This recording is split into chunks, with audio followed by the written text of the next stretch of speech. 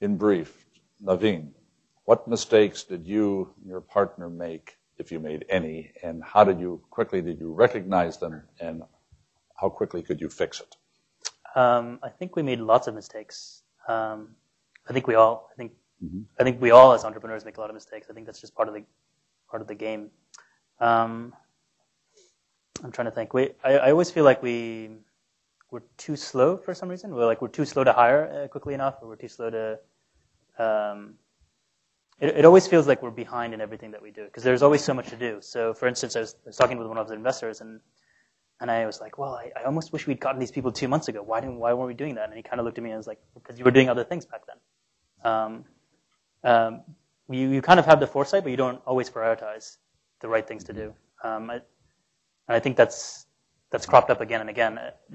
I was speaking to a bunch of Columbia students a couple of months ago, and they were asking for one thing, just if you could summarize one thing that you would do differently, or one thing that you think we should learn now.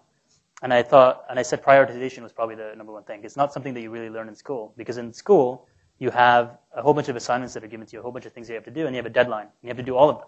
It doesn't matter what order you do them in.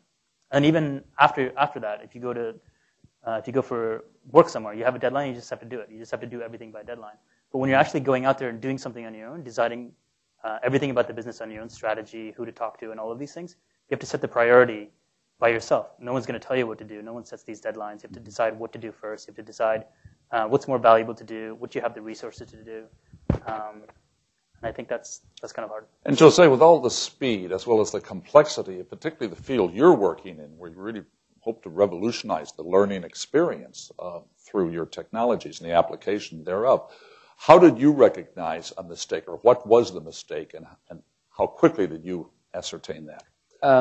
We've made a million mistakes. I've made a million mistakes. The startups make lots of mistakes. Startups move incredibly fast, right? So I share exactly Naveen's sentiment around, I feel like we're always moving way too slowly.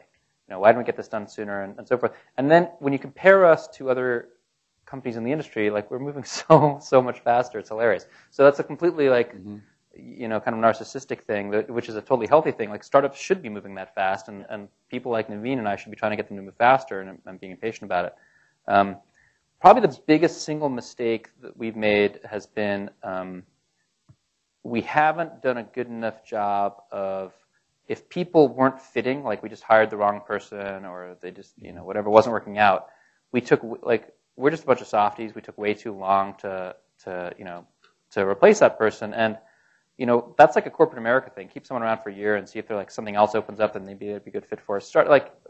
Startups can't do that. You're just moving way too fast. You can't tolerate someone in one of your precious seats that is not, just completely fitting all the time. And I think that's something that our company needs to be better at. Okay. Jack Ma at Alibaba, best known Chinese entrepreneur and really incredibly smart guy, has a really good story about mistakes, which is, you can't follow other people's successes. Success is non-replicable. You look at all the other people who are successful as entrepreneurs. There's nothing you're going to study of what they did that is going to help you follow their path. What you can do is follow other people's mistakes. As long as you're focused on not making the mistakes that they've made, then eventually you're going to have your own story. It's going to be unique, but you can avoid a lot of those obstacles. Yeah, I think the mistakes is something you don't hear much about when entrepreneurs talk. Partly because of the sensitivity. Maybe you can't share some mistakes as you're building it, and in the future they probably forget it. I try to keep track of all of them so I can talk about it later. But I think everyone makes mistakes, and we're not. If we were to do this again, we probably wouldn't make the same mistakes, but we're still going to continue making mistakes. I feel like that's going to happen.